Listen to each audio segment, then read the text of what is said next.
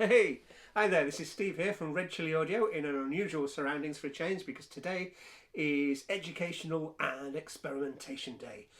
You might wonder what on earth this is here. Well, this is my mango tree. No, I'm not joking. These are actually mango ukuleles.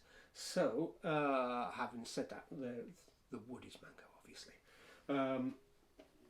What I wanted to do was let you basically see that even though a product might be the same, it can look very different because they potentially come from a different tree. The wood might be aged slightly different, the cuts might be slightly different, so you'll still get the same instrument and you'll get very much the consistency with things like the bridge, the fingerboard, the machine heads. But what you will find is that the contours, as in the contrasting colours on the wood, can change a lot. So for instance, this is a BH-2C mango top, back and sides. So you can see the top there running around the sides, and then the back is really nicely done. They've matched that up, absolutely lovely.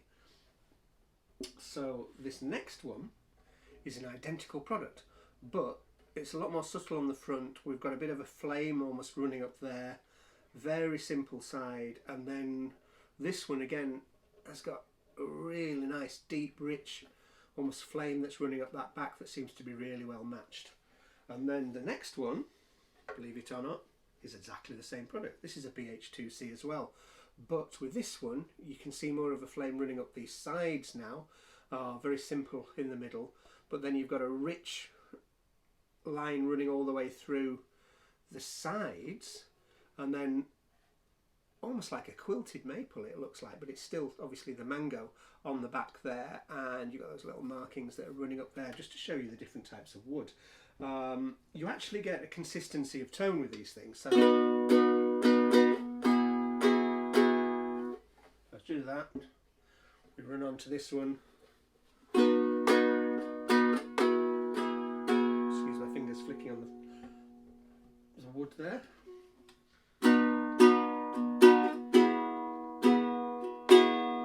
Okay, so you get a consistency of tone. What you'll find is that when you get things like walnut, you might get a more bright, slightly more brittly sort of sound which kicks through. You get ebony, which I tend to find is a little bit warmer, and then you'll get all sorts of different things like acacias, koas, zebra woods, regular mahoganies, which seem to be very popular. It's a very safe sort of option with a lot of the ukuleles as well.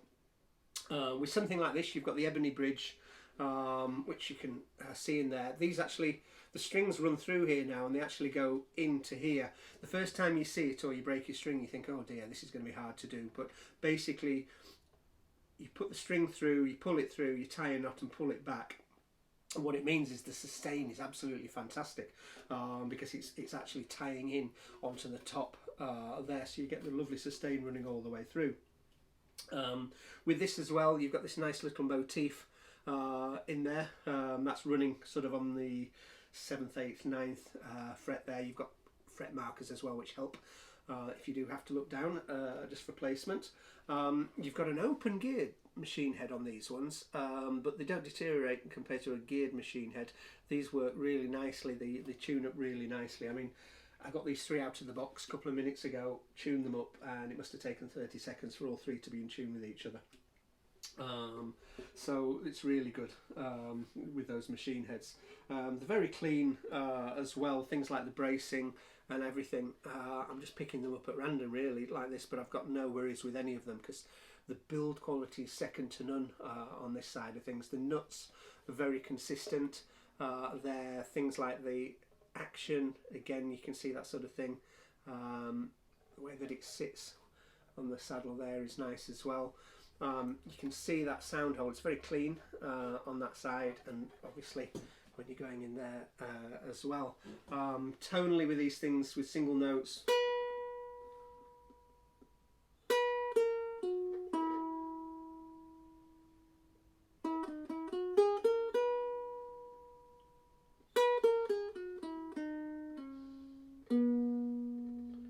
strumming.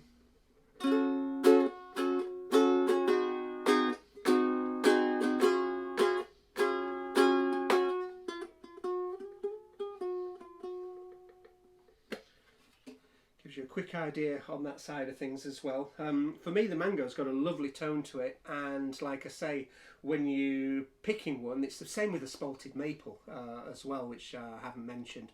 Spalted maples sometimes can be very simple, but they're injecting the wood almost with a fungus and then it's sealed. And you get almost like a black lining that's running through it. Sometimes it's like a deep rich vein, other times it's very light, and it doesn't really matter whether it's dark or light, it's just your preference to what you like the look of, really. You know, for me, for these ones here, things like the front on that, for me, is absolutely fantastic. And then, you know, you look at the back on something like that and you think, and the side on there, and you sometimes want to combine 2 or 3 of them.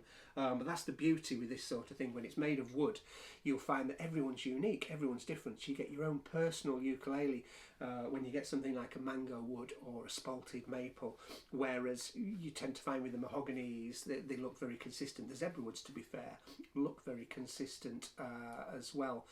Ebony, Snail have launched the soprano, concert and tenor ebonies in acoustic and electric, like the E220s, the E498 concerts and the 598 tenors. What you'll find now is, because they've got an ebony top, back, sides, fingerboard, bridge, that you will get all sorts of colours coming through on them as well, because it can be a bit stripy with ebony, but it gives a richness with it. And that's one thing that you will also sometimes find on the fretboards, which is nothing to worry about. If you see a bit of a brown line that's running through the black, it's perfectly acceptable, because it's just natural with the ebony. So this is a quick run through, like I say, of the BH-2C Mango Concert Ukulele. At the minute, as far as I know, it's only available in concert rather than soprano and tenor or baritone as well. And currently it's only available acoustically, unless somebody does a modification. But for a lovely ukulele that's got really nice rich tone that helps you project, so if you're working in a group and you want to hear yourself better, something like this with those in there, I think is really handy, and you don't lose anything. Even though that sound hole is over here rather than through here, it still projects really well. So thank you for watching this one. I'll get back to some more experiments, and stay tuned, and hopefully there'll be plenty more videos soon. Thank you.